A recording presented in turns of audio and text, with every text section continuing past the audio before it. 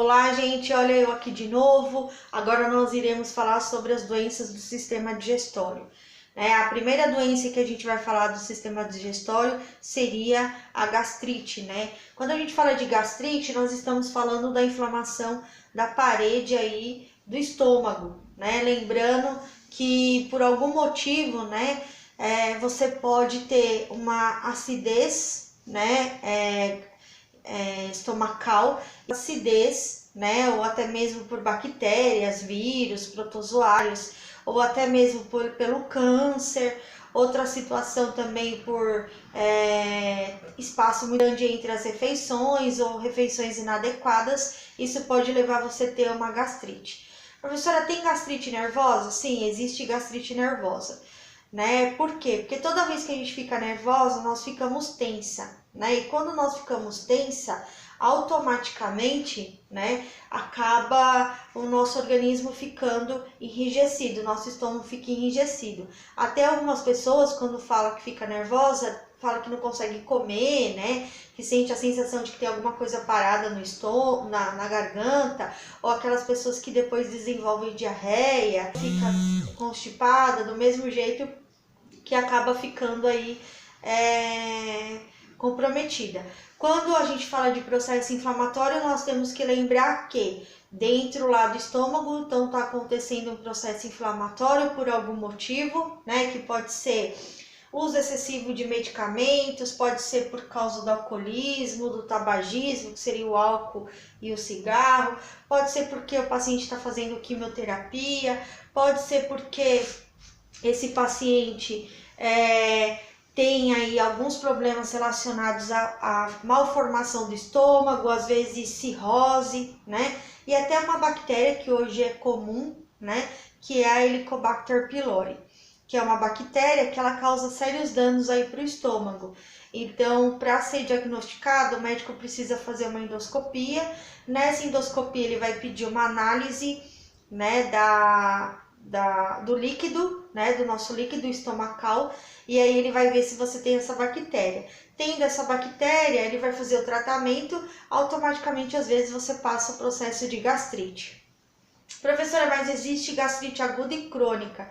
Quando a gente fala de gastrite aguda, né, é uma gastrite que às vezes por algum motivo, né, hoje eu resolvi mascar chiclete, né, até os médicos odeiam que a gente masca chiclete, porque ela manda, né, o estímulo de que a gente está engolindo alguma coisa e na verdade a gente só está engolindo saliva.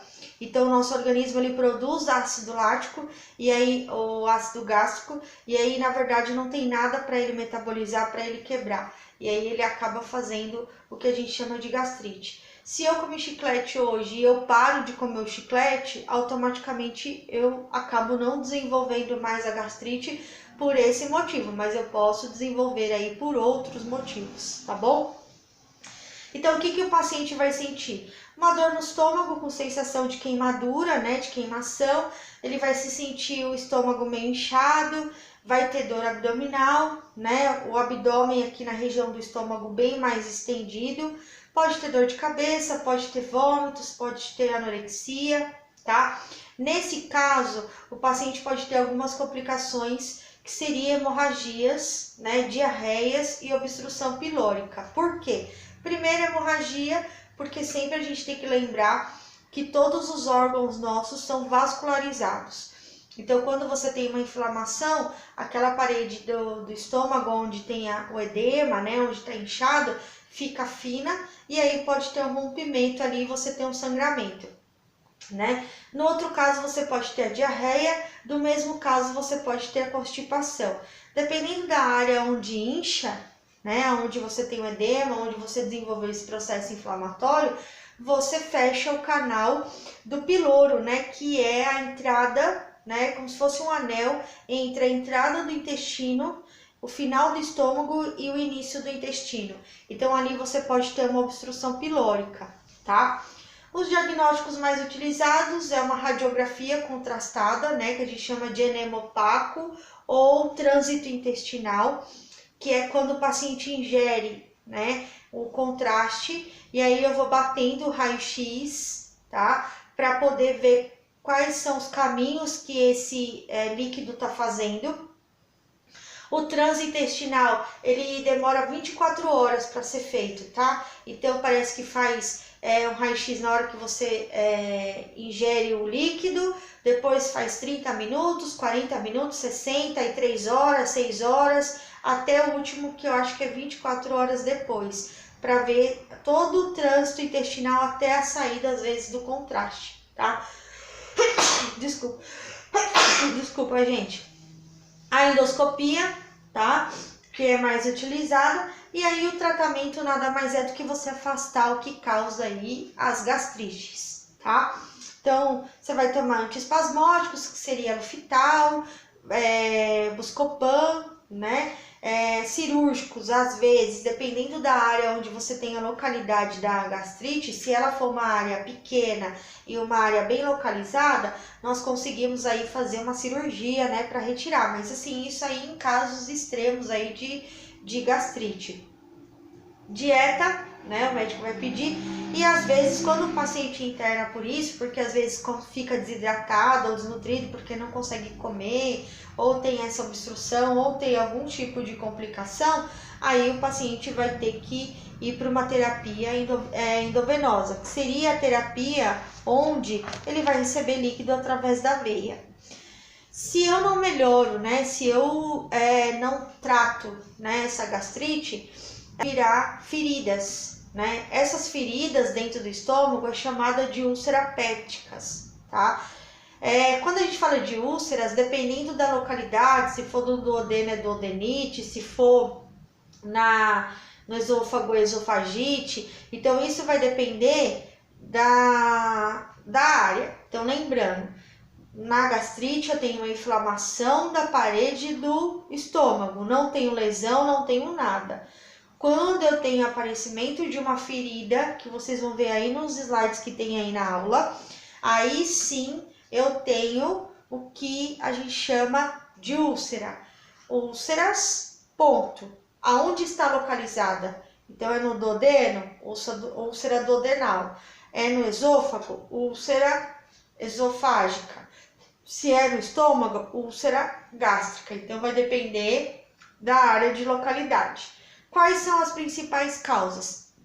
Muitos medicamentos, por isso que quando o médico às vezes prescreve antibiótico, prescreve medicamentos que possa causar alguma inflamação e automaticamente algumas úlceras, eles prescrevem o protetor gástrico, que seria o omeprazol e a ranitidina, tá? Às vezes as dietas, né, então mascar chiclete, você deixar de almoçar, né, você só fumar ou só beber, né, isso engana o estômago e aí você produz só ácido gástrico e aí você pode causar essas úlceras.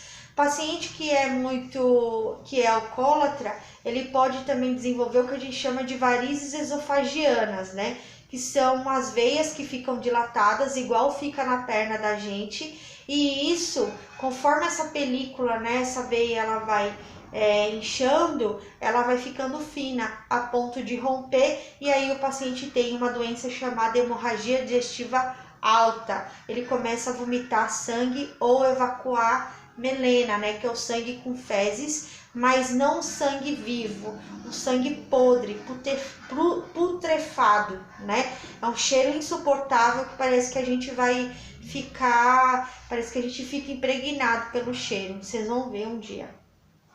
E aí entra hereditariedade, entra sistema nervoso, doenças psicossomáticas, né, que são doenças às vezes estresse, nervoso, ansiedade, tudo isso também pode causar as úlceras. E os próprios hormônios, tá bom?